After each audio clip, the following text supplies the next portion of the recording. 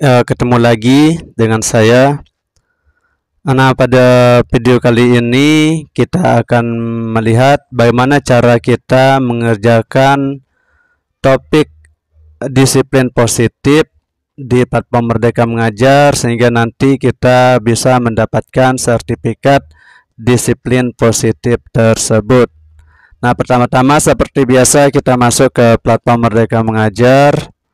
Dan kemudian kita masuk ke fitur pengembangan diri. Nah, yang ini.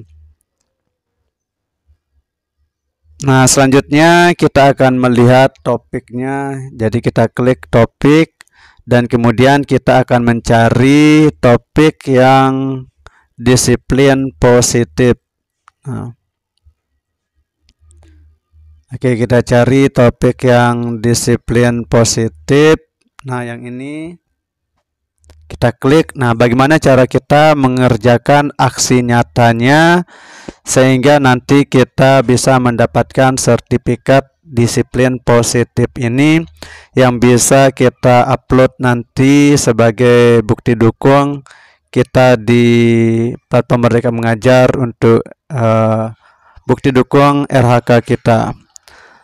Oke, yang ini pertama-tama seperti biasa kita selesaikan dulu semua modulnya, modul satunya, kemudian ada latihan pemahamannya, kemudian ada post testnya, modul 2-nya juga kita selesaikan, modul 3 dan modul 4-nya kita selesaikan semua modulnya termasuk dengan menjawab post testnya juga. Nah, selanjutnya yang akan kita lihat sekarang adalah bagaimana cara kita mengerjakan aksi nyatanya. Jadi aksi nyatanya yang bisa kita pilih di sini yaitu membuat keyakinan kelas. Jadi kita klik. Nah, jadi di sana pilihan aksi nyatanya kita membuat keyakinan kelas. Nah, bagaimana cara mengerjakannya? Bagaimana cara kita membuat keyakinan kelas? Nah, sebagai aksi nyata kita. Nah, kita akan lihat dokumennya. Nah, pertama-tama sebelum kita membuat keyakinan kelas bersama peserta didik kita, nah jadi kita membuat slide-nya dulu seperti ini tentang keyakinan kelas. Nah, seperti ini. Kita buat slide-nya boleh menggunakan PowerPoint, boleh juga menggunakan Canva. Nah, jadi kita buat apa itu keyakinan kelas. Nah, kemudian langkah-langkah membuat keyakinan kelasnya.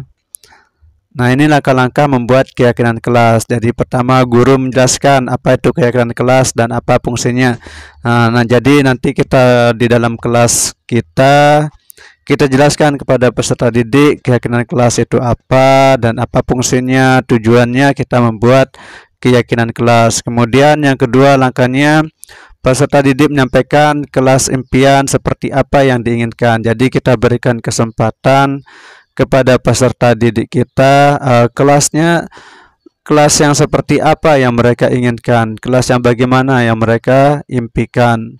Nah, selanjutnya langkah yang ketiga, guru menampung semua masukan dari peserta didik.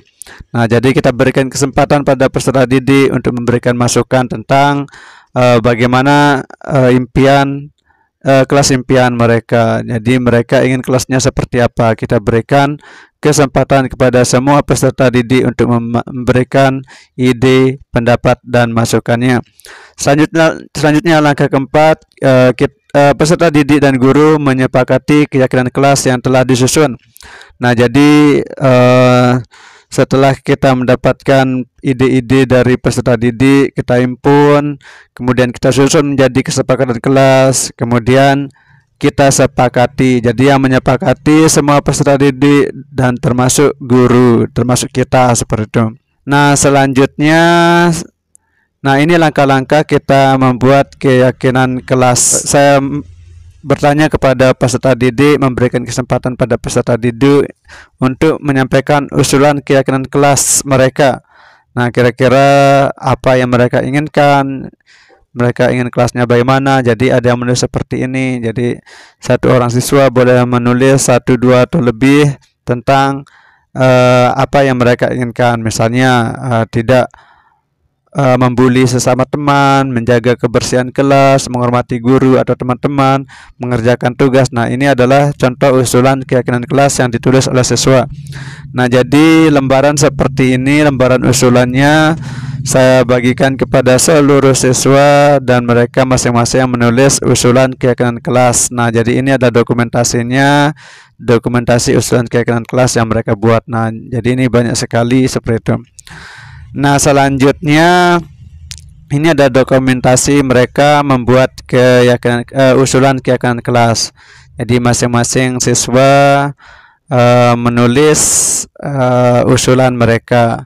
Nah, ini adalah kegiatannya mereka diskusi tentang pembuatan keyakinan kelas tersebut. Nah, selanjutnya ini juga ketika mereka membuat umpan balik dan seperti itu.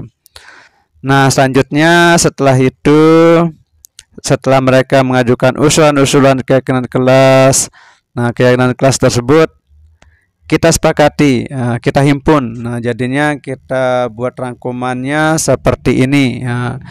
Jadi berdasarkan seluruh usulan keyakinan kelas yang diusulkan oleh peserta didik, nah jadi kita himpun seperti itu, kita rangkum dan hasilnya seperti ini. Misalnya tentang disiplin. Nah, kita buat seperti ini. Kami meyakini bahwa sangat penting untuk disiplin dalam segala hal seperti menyelesaikan tugas tepat waktu, datang ke sekolah tepat waktu dan tidak membolos. Nah, kemudian hormat. Kami yakin bahwa sangat penting untuk menghormati semua orang tanpa membeda-bedakan latar belakangnya. Kemudian peduli kebersihan. Nah, jadi ini sesuai dengan yang diusulkan oleh peserta didik. Nah, kami yakin bahwa sangat penting untuk menjaga kebersihan diri dan lingkungan sekolah. Hal ini ditunjukkan dengan membuang sampah pada tempatnya. Kemudian sopan santun. Kami meyakini bahwa sangat penting untuk bersikap sopan dan santun terhadap semua orang. Dan kemudian saling menyayangi. Kami meyakini bahwa sangat penting untuk saling menyayangi antar sesama. Nah, jadi ini adalah keyakinan kelas yang telah disepakati oleh semua peserta didik dan guru. Nah untuk memperkuat keyakinan kelas ini, jadi ada tanda tangannya, tanda tangan kesepakatan kelas tersebut atau keyakinan kelas tersebut. Nah, seperti ini. Ada tanda tangannya dari seluruh siswa dan juga bila perlu gurunya juga ikut bertanda tangan. Nah, setelah kegiatan membuat keyakinan kelas ini, baru kita meminta umpan balik dari peserta didik. Nah, jadi ini adalah umpan baliknya, ada di atas. Nah, jadi ini umpan balik siswa membuat kesepakatan atau keyakinan kelas. Nah, jadi siswa kita berikan lembaran umpan balik seperti ini dan mereka menulis umpan baliknya. Nah, contoh pertanyaan umpan baliknya, apakah guru mau melibatkanmu saat mendiskusikan keyakinan kelas? Apakah gurumu menjelaskan fungsi dan kegunaan keyakinan kelas? Apakah gurumu sering mendiskusikan denganmu tentang keyakinan kelas? Nah, jadi ini adalah lembar umpan balik yang diisi oleh peserta didik. Nah, jadi dalam dokumen aksi nyata ini apa saja yang kita lampirkan? Jadi yang pertama yang kita lampirkan adalah slide seperti ini, slide tentang keyakinan kelas. Nah, seperti itu. Nah, ini adalah keyakinan kelas yang disepakati keyakinan kelas seperti itu.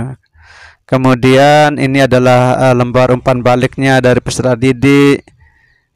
Kemudian ada usulan keyakinan kelas, ada dokumentasinya. Kemudian ada juga dokumentasi kegiatannya ketika membahas atau membuat tentang keyakinan kelas, seperti itu. Nah, jadi seperti itu aksi nyata membuat keyakinan kelas. Nah, kalau dokumen aksi nyata kita ini lengkap seperti ini, pasti akan lolos validasi dan kita akan mendapatkan sertifikatnya.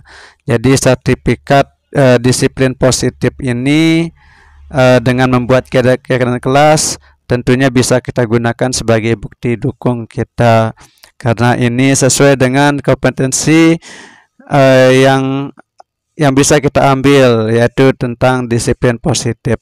Nah, seperti itu. Nah, jadi kalau sudah lulus validasi, kemudian akan ada sertifikatnya seperti ini. Nah, lihat sertifikat. Nah, di sini kita bisa lihat dan juga kita bisa download sertifikat kita. Nah, mungkin demikian. Semoga kita bisa mendapatkan sertifikat disiplin positif ini sehingga bisa kita gunakan.